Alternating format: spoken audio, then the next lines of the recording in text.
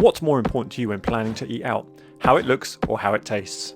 I was lucky enough recently to interview the incredibly talented head chef Scott Smith from the Oarsman in Marlow for my Food Envy podcast, which is all about the visual side of food. If you're interested, I'll link to that video at the end of this one. And off the back of that conversation, he very kindly invited me to return to his restaurant and help me answer this really delicious question. Now, as a working food photographer, how food looks is really important to me, but chefs are always more focused on the taste of a dish. I'd love to know your thoughts about how important the visual side of food is to you. Let me know in the comments below. So anyway, let's get straight into this video and the first thing that I ate, which was some amazing fried chicken. Grab a fork and enjoy it. One of our most popular snacks, so we've got fried chicken with a spicy and sweet dusting and a yoghurt and coriander dip.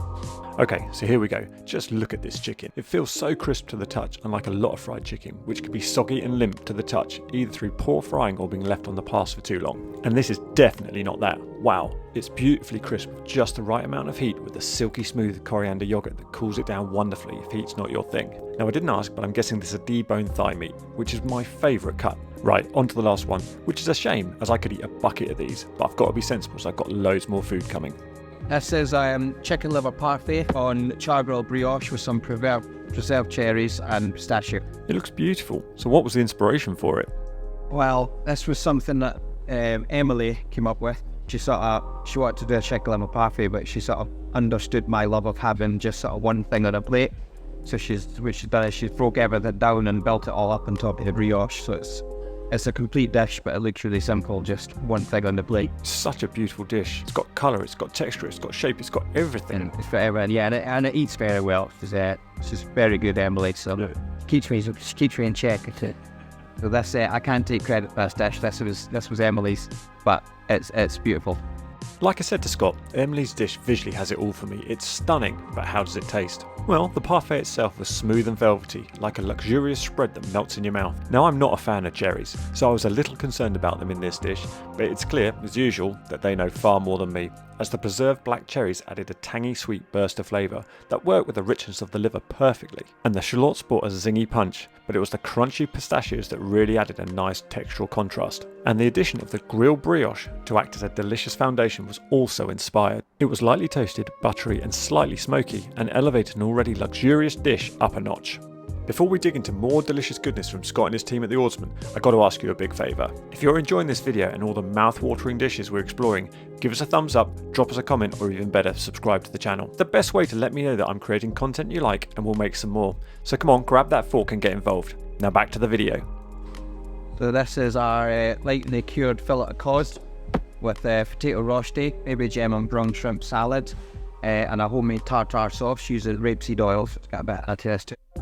And this is arguably our most popular dish, the crispy potatoes with a homemade confit garlic aioli and some andouille. So what have you done to these? They look unbelievable. So it's literally, we infuse butter, lots and lots of butter with thyme, garlic and rosemary, and we slice potatoes really thin, layer them up, and each layer gets ladled of that butter, salt, pepper. They're baked and then pressed overnight, and then we just cut them into chips, so you get a sort of really nice texture to them. Yeah. They look phenomenal. Yeah, they're decent. Yeah, they're pretty. Yeah, they're all right. It's all I can do not to dive straight into the crispies immediately, but the cod is calling me too. It's another stunning dish from Scott and the team. I especially love the look of the shredded baby gem with shrimp running through it. It adds a wonderful pop of colour and texture to the dish. Oh man, that fish is so soft, flaky and tender, it's wonderful. As Chef Scott rather humbly told me, it's just 3 simple things on the plate but made with great ingredients, cooked well and with precision.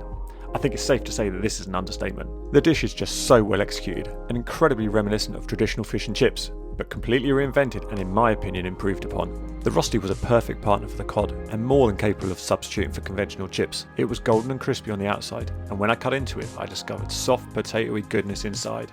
However, I feel it's going to have some serious competition from these crispies. Ooh, I mean just check out the layers of potato covered in butter. And now I've got to try some of this homemade confit garlic aioli with andouille on top. Oh yeah, wow, that takes it to another level. Now these are definitely worth a journey to the Oarsman just by themselves. Now this was a truly wonderful lunch, but the only thing I would have liked to have seen was the fish skin left on the cod.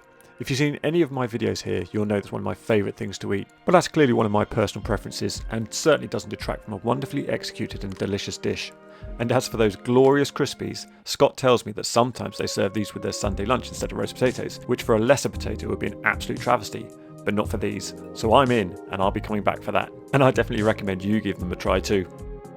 Well, we are finishing with our Ecclefechan Tart, which has been in the menu since we opened, from the borders of Scotland, which I sort of worked on for a long time to try and get it right. Sort of evolved a little bit, so it's no longer a tart, it's more of a sort of slice. But it's served with a hard goat's cheese from Ayrshire called Bonnet. Same people that make Ayrshire Dunlop. Almost like we're taking inspiration from my favourite restaurant, St John's. So it's not like the Eccles cake and cheddar they do, but it's the Ecclefechan Tart and the hard goat's cheese on it. So is this the most Scottish thing on the menu? Definitely the one that people struggle to pronounce the most. So say it to me again. Ecclefechan. Ecclefechan. Ecclefechan, yeah. Ecclefechan. It sounds like a swear word. Yeah, I like it. That's why I like it. Yeah, that's why I get under the radar. Yeah. Good man. Thank Enjoy. you. Thank you. I think it's fair to say this dessert has been a bit of a revelation for me. As many of you may know, I don't have much of a sweet tooth, so many desserts are a little bit wasted on me. But this Ecclefechan Tart with Bonnet cheese really hits a sweet spot for me. Yes, pun intended. It's managed to combine the slightly fruity sweetiness from the tart with the delicious earthy goat's cheese to produce a light, crumbly and comforting concoction that when eaten together, it's yet another brilliant surprise, as I would not have thought of eating two such different foods together. It just goes to show I've still got loads of delicious new things to try on this channel.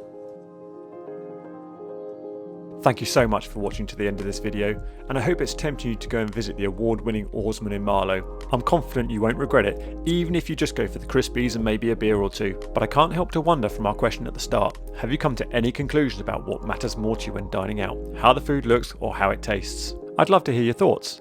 Share in the comments below and we can discuss it. And don't forget to click on the links here for my interview with Scott Smith on the Food Envy podcast. Thanks so much for joining me, and until next time, happy dining.